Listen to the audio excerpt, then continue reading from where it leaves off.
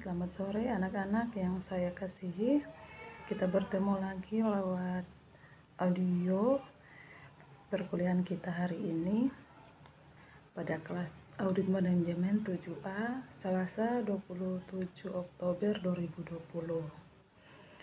Dengan 4 pertemuan terakhir yang sudah Ibu berikan tugas, sudah kalian kerjakan, dan saatnya Ibu akan menjelaskan bab 1 sampai bab 4 perkuliahan kita hari ini. Terima kasih. Dan kita akan mulai pembahasan atau penjelasan yang akan saya berikan, yaitu dari bab 1 mengenai konsep dasar audit manajemen. Kita tahu bahwa perusahaan selalu mengalami masalah, ya, baik itu keterbatasan yang dihadapi baik dalam kepemilikan sumber daya informasi, teknologi, mempengaruhi kemampuan perusahaan tersebut dalam memasuki dan mempertahankan pasar yang telah dikuasai. Oleh karena itu, perusahaan juga harus memiliki perencanaan yang disusun secara tepat, dapat memberikan arahan berjalannya operasi yang efisien dan secara efektif mampu mencapai tujuan perusahaan. Jadi kita bisa lihat di bahan yang sudah kalian fotokopi itu ada 4 tujuan penting yang ingin dicapai perusahaan melalui pengendalian internal yang dilakukan perusahaan. Yang pertama, dapat melakukan atau dapat dipercayanya data-data akuntansi yang disajikan perusahaan, terjaganya keamanan aset yang dimiliki perusahaan, berjalannya operasi secara efisien, ditaatinya semua ketentuan, peraturan, kebijakan yang ditetapkan perusahaan. Tapi di sini kita melihat bagaimana konsep dan definisi dari audit manajemen itu sendiri. Kita tahu bahwa audit manajemen itu merupakan suatu evaluasi terhadap efisiensi dan efektivitas operasi perusahaan dalam konteks audit manajemen yang meliputi kegiatan internal maupun eksternal perusahaan. Misalnya itu dalam perusahaan manufaktur, audit manajemen berfungsi dari proses pengadaan bahan baku sampai ke kegiatan operasional penjualan perusahaan, penjualan barang atau unit yang sudah diproduksi, di mana dijual dan memperoleh pendapatan yang dikurangi oleh biaya-biaya yang disebut sebagai pendapatan bersih. Jadi kita lihat bahwa audit manajemen ini dia memiliki hubungan yang penting dengan perusahaan, di mana hubungannya itu yang pertama, pihak audit itu sendiri terhadap perusahaan itu, di mana audit atau seorang auditor itu diberikan wewenang oleh perusahaan untuk melakukan audit manajemen terhadap perusahaan mereka dan mempertanggungjawabkan apa yang telah mereka audit kepada manajer atau pemimpin perusahaan untuk mengambil keputusan yang tepat. Itu. Jadi di sini baik itu auditor yang bersifat eksternal maupun auditor yang bersifat internal. Auditor internal, auditor yang dipilih oleh pimpinan dalam karyawannya, dalam perusahaannya sendiri, atau auditor eksternal yang diambil dari KAP atau tempat-tempat atau KAP atau kantor-kantor yang melaksanakan kegiatan audit seperti itu. Jadi selanjutnya itu kita akan melihat tujuan dari audit manajemen itu sendiri. Yang pertama, audit manajemen itu dia berfungsi untuk mengidentifikasi kegiatan, program, dan aktivitas yang masih memerlukan perbaikan, sehingga rekomendasi yang diberikan dapat dicapai perbaikan pengelolaan berbagai program aktivitas perusahaan. Jadi auditor melakukan pemeriksaan audit terhadap perusahaan itu melihat apakah kegiatan operasional perusahaan itu sudah berjalan dengan baik atau tidak. Kalau belum, berarti ada temuan, berarti dia harus melaporkannya kepada pihak pimpinan perusahaan untuk mengambil keputusan, baik itu dalam hal perbaikan terhadap apa yang menjadi kekurangan, seperti itu. Kita lihat juga ada ruang lingkup dan sasaran audit.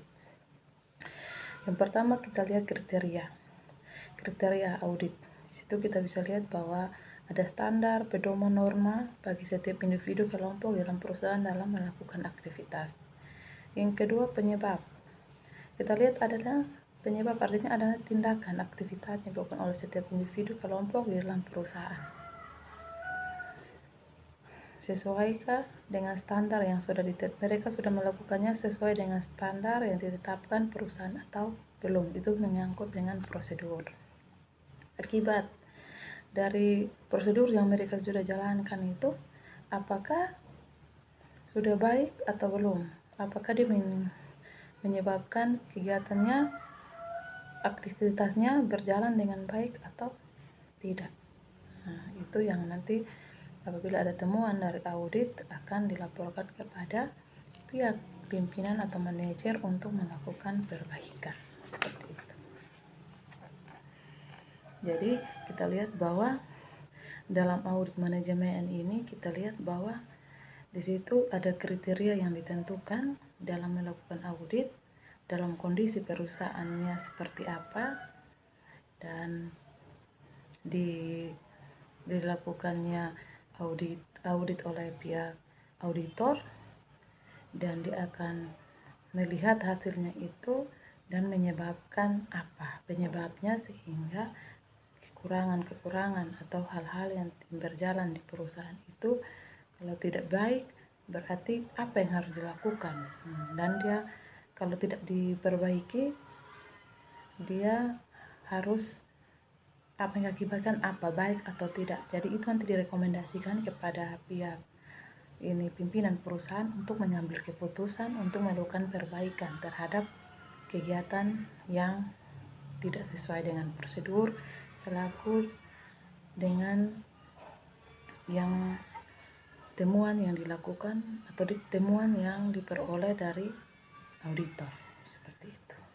Jadi tindak lanjutnya itu seperti apa. Terus kita lihat lagi ada prinsip dasar audit. Audit dititik beratkan pada peluang untuk harus memperbaiki apa yang tidak menjadi baik atau sesuatu yang tidak dilakukan secara baik di perusahaan, harus dilakukan perbaikan.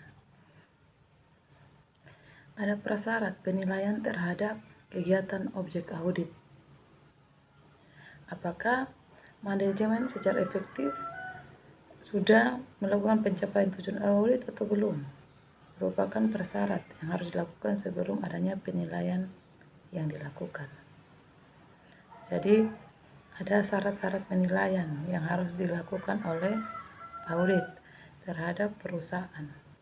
Jadi perusahaan sebelum auditor melakukan audit, perusahaan harus bisa mampu menyiapkan dokumen ataupun dokumen, kwitansi, apapun yang harus diperlukan oleh auditor. Jadi auditor juga dia punya, selanjutnya ini auditor juga harus mengungkapkan apa temuan atau yang bersifat positif atau negatif terhadap kegiatan perusahaan yang diaudit. Jadi dia harus objektif terhadap kegiatan yang dilakukan. Dia harus jujur, independen, menceritakan atau melaporkan kepada pimpinan perusahaan. Dia juga mengidentifikasi terhadap kekurangan-kekurangan yang terjadi pada perusahaan. Jadi misalnya di penjualan ada pencatatan tetapi tidak pada kwitansi. Jadi apa yang harus dia buat? Dia harus mengoreksinya dan melakukan catatan untuk dilaporkan kepada pihak pimpinan perusahaan untuk dilakukan perbaikan. Ada juga tindakan terhadap petugas yang seharusnya bertanggung jawab. Misalnya ada temuan karyawan ini melakukan kesalahan pencatatan, catatannya ada tapi kwitansinya tidak ada, berarti dia harus melaporkan apa? Dia harus melaporkan temuan itu kepada pimpinan juga supaya semuanya itu bisa adanya perbaikan. Terus ada juga indikasi, misalnya terjadi kecurangan, penggelapan uang atau aset perusahaan. Itu juga auditor harus bertanggung jawab untuk melaporkan masalah yang terjadi atau temuan yang diperoleh dalam perusahaan untuk dilaporkan kepada pimpinan perusahaan. Kita lihat juga ada perbedaan audit manajemen dan audit keuangan. Kita lihat tujuan audit itu di mana dia harus melaporkan semua aktivitasnya itu yang sudah dilakukan kepada pimpinan perusahaan. Misalnya mengenai efisiensi dan efektivitas pencapaian tujuan perusahaan itu harus seperti apa. Ruang lingkup audit. Audit keuangan menekankan audit pada data-data akuntansi perusahaan yang bersifat meyakinkan auditor untuk bisa memberikan pemahaman bahwa apa yang sudah dibuatnya itu benar-benar dia lakukan. Jadi dia melaporkan apa kepada pimpinan itu tidak salah, sesuai dengan apa yang dia temui atau apa yang dia dapat, seperti itu. Dasar yuridis, itu dia harus melakukan audit ini sesuai dengan standar pedoman yang diberikan oleh akuntan pabrik. Jadi dia melakukan kegiatan audit ini sesuai dengan standar akuntan pabrik, seperti itu. Pelaksana audit, dia harus independen dalam memberikan pemahaman kepada pimpinan perusahaan atau pengguna informasi bahwa audit keuangan yang dilakukan itu mendapatkan pengesahan opini secara independen dari pihak audit, sehingga benar bahwa audit yang dilaksanakan itu benar-benar dilaksanakan dengan baik. Terus ada frekuensi audit. Ada penerbitan laporan keuangan yang dilakukan paling sedikit 1 kali dalam setahun. Jadi audit ini dilakukan selama setahun, itu paling 1 kali dalam setahun untuk melihat bahwa bagaimana posisi perusahaan sampai dengan saat ini. Ada juga orientasi hasil audit, manajemen penilaian terhadap kinerja masa lalu. Jadi ada kinerja masa lalu yang harus diperbaiki di masa sekarang sehingga tidak merugikan perusahaan. Ada juga bentuk laporan audit yang itu nanti kalian lihat di fotokopi itu yang sudah ada modelnya, itu nanti kalian bisa lihat sendiri ya.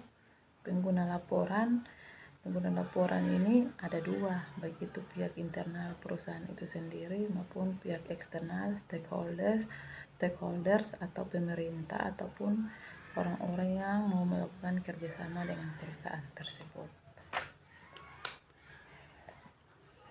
Terus kita lihat ada tahap-tahap audit. Yang pertama audit pendahuluan, ada review, ada audit terperinci, pelaporan, tindak lanjut. Jadi audit pendahuluan ini biasanya dilakukan oleh auditor itu dia datang memperkenalkan diri kepada perusahaan dan dia melaporkan apa-apa yang harus disiapkan perusahaan untuk dia melakukan audit. Dan apabila dia sudah mengumpulkan data bukti-bukti itu, dia akan melakukan review dan pengujian terhadap kegiatan auditnya itu. sehingga dia yang terpenting dalam review ini, bukti-bukti audit itu yang akan mendukung tujuan auditnya, seperti itu. Audit terinci. Jadi audit ini auditor ini dia melakukan audit terinci ini sesuai dengan temuan yang dia peroleh, baik itu dari awal yang terkait dengan pencatatan, bukti, dan juga pelaporan. Terus pelaporan, artinya ini sudah ada temuan. Jadi temuannya ini dibuat dalam bentuk laporan, dilaporkan kepada pihak pimpinan perusahaan untuk ditindaklanjuti. Ada temuan-temuan, baik itu temuan yang bersifat negatif ataupun positif. Nah, tindak lanjutnya itu bagaimana seorang manajer atau pimpinan perusahaan ini dia mau melakukan tindak lanjut terhadap informasi auditor terhadap temuan audit.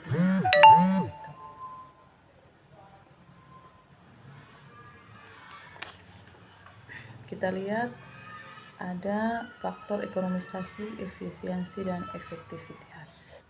Kita tahu bahwa setiap kegiatan bisnis itu mereka ingin mengeluarkan dana atau modal sekecil mungkin, seefisien mungkin untuk memperoleh ekonomisasi atau barang jasa yang lebih banyak, seperti itu.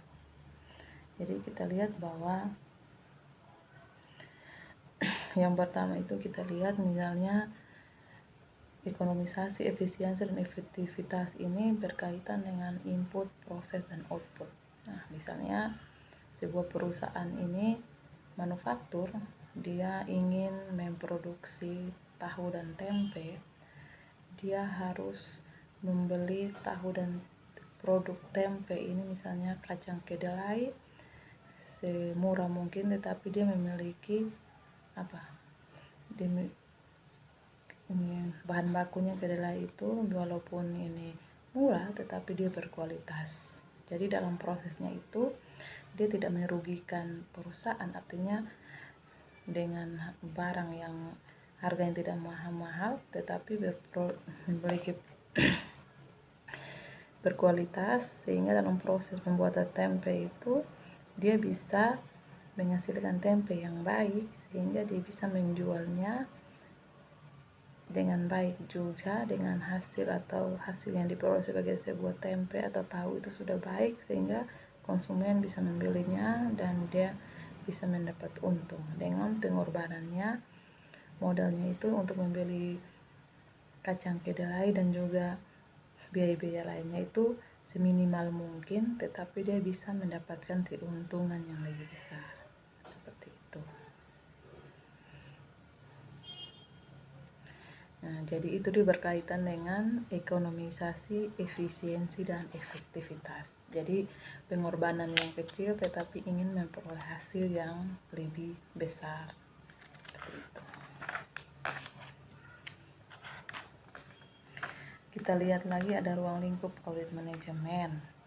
Ada fungsi manajerial, itu dia berkaitan dengan perencanaan, pengorganisasian, pengarahan, pengendalian atau kontrol terhadap perusahaan itu sendiri. Ada fungsi bisnis. Yang pertama ada audit manajemen pada fungsi pemasaran, audit manajemen pada fungsi produksi dan operasi, audit manajemen pada fungsi sumber daya manusia, audit manajemen pada fungsi sistem informasi, audit manajemen dan fungsi kapasitas kualitas, audit manajemen pada fungsi lingkungan, audit manajemen pada fungsi perpajakan, itu dimana nanti kita akan membahasnya di bab yang kelima dan seterusnya. Seperti itu. Ya, kita lihat ya, ada langkah-langkah audit secara umum. Yang pertama audit pendahuluan, dimana pemahaman auditor atau orang yang mau melakukan audit itu terhadap objek audit. Jadi dia harus tahu bahwa perusahaan yang dia audit ini dia berperan atau dia bergelut di bidang apa, jasa, manufaktur, atau dagang. Nah, jadi harus menentukan dia punya tujuan audit juga. Tujuan audit itu harus seperti apa. Dan juga ini ruang lingkup dan sasaran auditnya itu apa. Seorang auditor harus tahu. Dia harus mereview apa yang sudah dia lakukan sebelum dia melakukan audit tindak lanjut atau audit lanjutan. Itu yang berkaitan dengan prosedur atau undang-undang objek audit yang diatur dalam Ikatan Akuntan Publik terhadap kegiatan seorang auditor. Itu. Jadi juga harus memiliki kriteria awal dalam audit. Seperti itu. Kriteria audit itu tergantung dia mau auditnya itu harus seperti apa. Dan kalau berkaitan dengan pemahaman audit itu dia harus tahu bahwa objek auditnya itu harus seperti apa.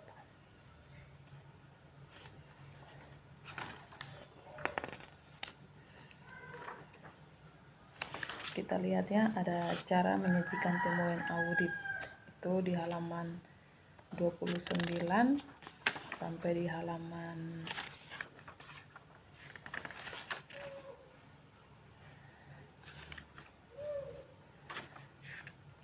sampai di halaman 38 itu kalian bisa melihat bahwa ada review dan kalian bisa melihat itu ada cara menyajikan temuan audit. Nah, dari halaman 29 sampai 38 itu cukup jelas ya, kalian bisa baca sendiri.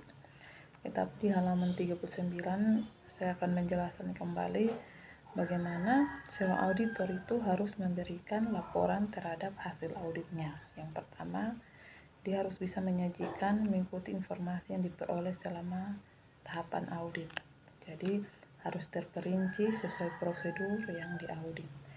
Jadi intinya penyajian yang dilakukan itu harus sesuai dengan arus informasi, artinya sesuai dengan tahapan-tahapannya sehingga orang yang menggunakan atau membaca hasil audit itu berupa laporan tidak keliru atau tidak membingungkan. Jadi dari audit itu yang kita lihat langkah-langkah audit itu kita bisa lihat bahwa ada temuan, berarti tindak lanjut atau implementasi yang dilakukan oleh manajer atau pimpinan perusahaan dengan hasil audit yang sudah diberikan dilaporkan kepada pimpinan tersebut, dia harus melakukan apa sehingga adanya perbaikan yang dilakukan di perusahaannya itu sesuai temuan-temuan yang diperoleh oleh auditor. Jadi kalau ada temuan auditor melakukan audit, ada temuan, berarti apa yang harus dilakukan oleh manajer untuk bisa memperbaiki prosedur atau kegiatan yang salah di mana bisa merugikan perusahaan. Jadi ini untuk pembahasan bab 1 tentang konsep dasar audit. Sampai di situ kita lanjut dalam bab 2 yaitu tentang pelaporan. Kita tahu bahwa kegiatan atau satu kegiatan yang dilakukan membutuhkan pelaporan. Nah, auditor juga dia harus bisa melaporkan apa yang dia buat terhadap suatu kegiatan yang dilakukan. Itu misalnya dia membuat catatan-catatan atas temuan yang dia peroleh. Nah, jadi kalian bisa melihat dari halaman 44 itu ada bentuk dan isi kertas kerja audit, di mana ada temuan kriteria, temuan penyebab, kesimpulan audit, dan juga temuan-temuan yang berakibat itu. Terus kita lihat juga ada program kerja audit, itu harus sesuai rencana, sistematis, pelaksananya harus benar, membantu para auditor untuk bisa yang berpengalaman melaksanakan kegiatannya dengan baik, membantu auditor mengenali sifat pekerjaan yang dilakukan, mengurangi kegiatan pengawasan supervisor. Itu kalian bisa lihat ya di pelaporan itu modelnya model pelaporan audit, atau seorang auditor melaporkan laporannya itu kepada pimpinan perusahaan atau orang yang bertanggung jawab terhadap pelaporan itu. Inilah bentuknya yang akan dia berikan, seperti itu. Jadi bisa kalian lihat ya, situ itu cukup jelas. Jadi kita lanjut ya, di fungsi bab 3 itu audit atas fungsi pengadaan. Kita tahu bahwa kalau kita berbicara tentang pengadaan, pasti semua akan berpikir pengadaan itu berkaitan dengan barang atau jasa. Tapi di sini kita melihat bahwa perencanaan atau audit atas fungsi pengadaan ini dia berkaitan dengan 3 proses pengadaan. Yang pertama, perencanaan pengadaan, pelaksanaan, tahap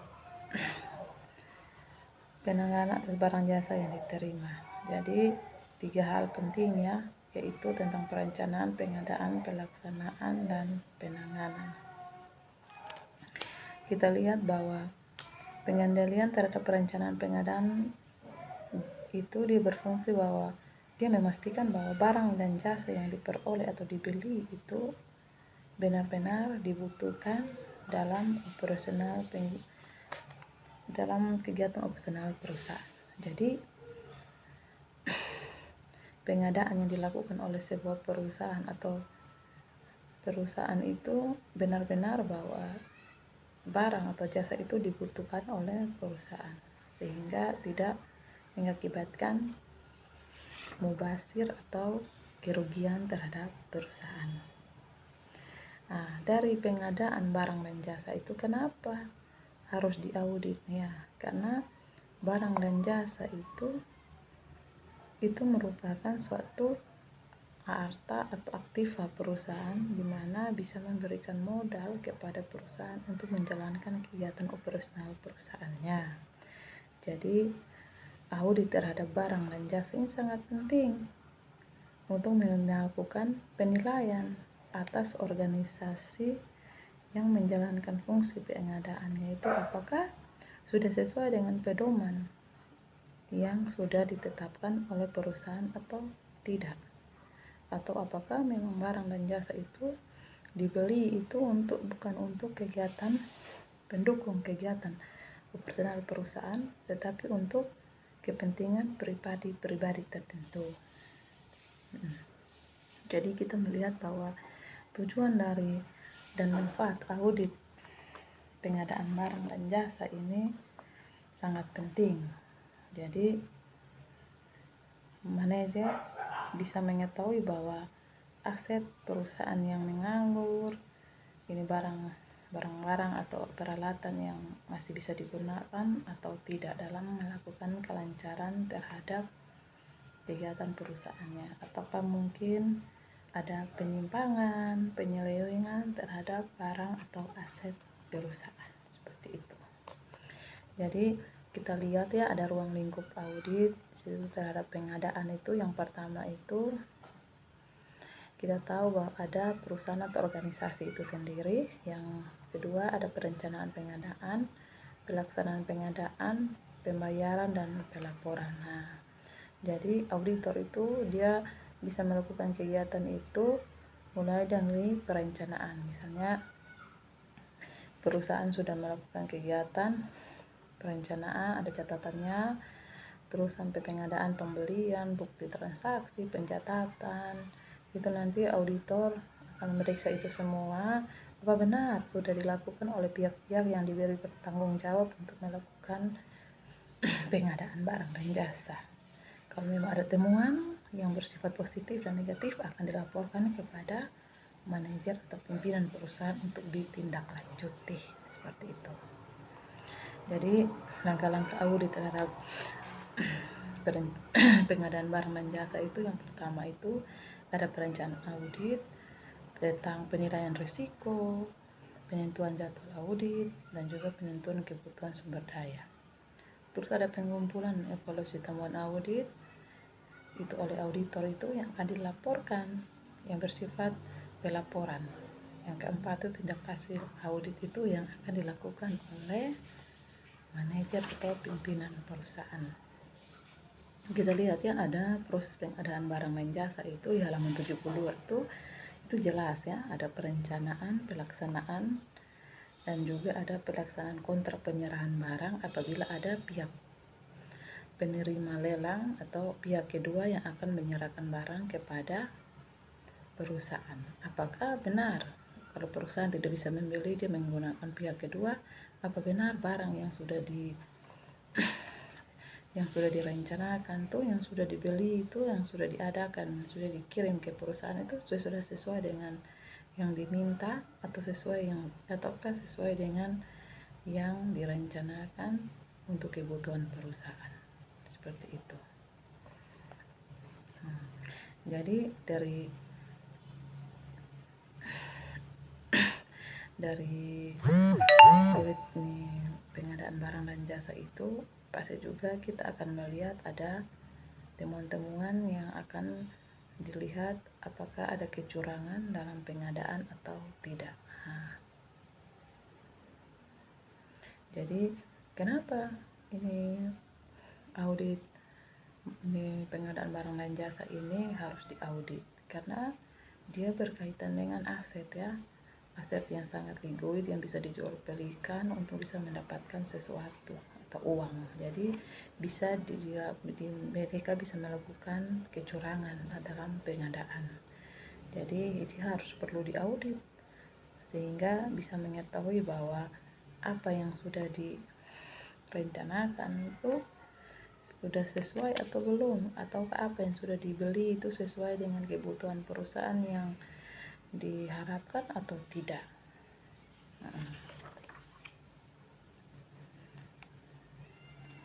Jadi audit yang dilakukan untuk organisasi atau pengadaan itu menilai spesifikasi barang yang diterima apakah sesuai dengan kebutuhan penggunanya atau tidak.